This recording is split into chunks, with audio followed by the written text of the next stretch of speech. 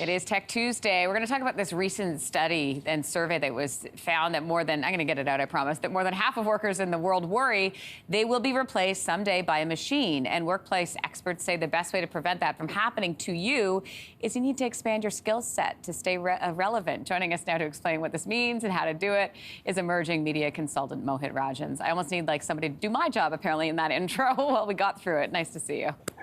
Lindsey, I do have to say happy Co-workers Day to you. I was going to say the same to you. Although we don't officially work together, you do make my job on this show very easy. Oh my gosh. I appreciate that. Well, likewise. So let's talk about the workplace, right? We know it's changed since the pandemic.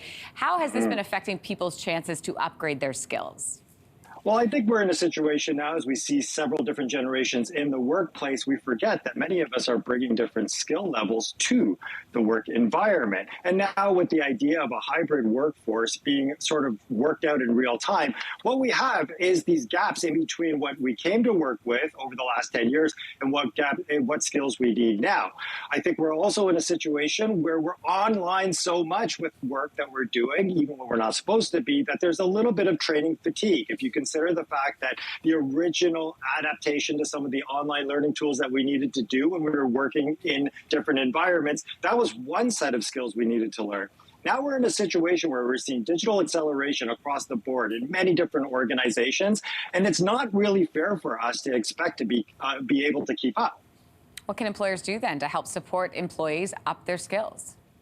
I think we're in a situation right now, Lindsey, where we have to remember that there are 4 different ways that there are communications happening within our companies. There's the communication side, for example. We need to learn all the digital skills associated with staying in touch with people. Then there's the organizational side. How do you do your functional work on a day-to-day basis when your company is introducing more and more things for you to be able to be operational and functional? And then there's the legacy side. We're now in a situation where your work is going to be monitored. It's going to be looked at in various different ways. But I think from an employer standpoint, we have to understand that giving people learning incentives to give them the idea that their learning means better things for the organization really gives them that mojo needed to actually want to do this stuff. And then, of course, mentorship. I think one of the biggest problems right now when it comes down to upskilling online is many of your managers don't have the skills themselves. And so the mentorship is missing when it comes down to some of the skill building as well. That's a really good point. So let's talk about some innovations when it comes to upskilling and training through these online platforms. What are you seeing?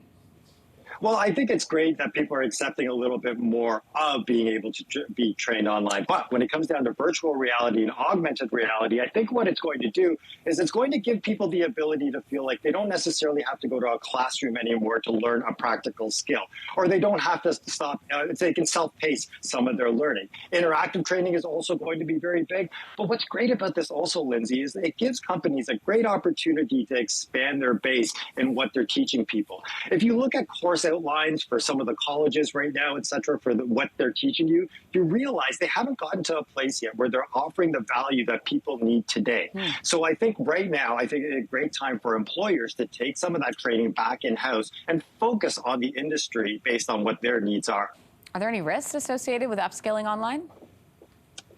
Well, I mean, like, Jay-Z and Kendrick Lamar say we do it for the culture, right? I think we're in a situation where employee morale and the culture of different companies start to get a little bit risky if you don't necessarily have that in-house training and people combined. And I think there's some value in that. I think skill building can be a bunch of different things for different people. But the unfortunate part about it, Lindsey, is that you're not going to be able to establish a corporate culture where you're able to recruit people if you show that all you're doing is having your people work in the old school environment. I think employers need to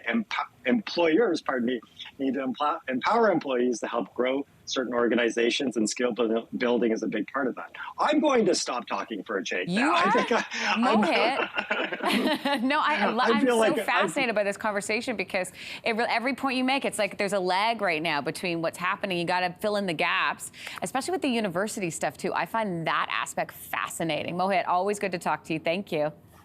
My pleasure, Lindsey. Thanks for having me. Stop talking. No, I'm kidding. Okay. All right. Hey, thanks for watching. If you liked this, be sure to subscribe here, or you can check out more Your Morning videos right here.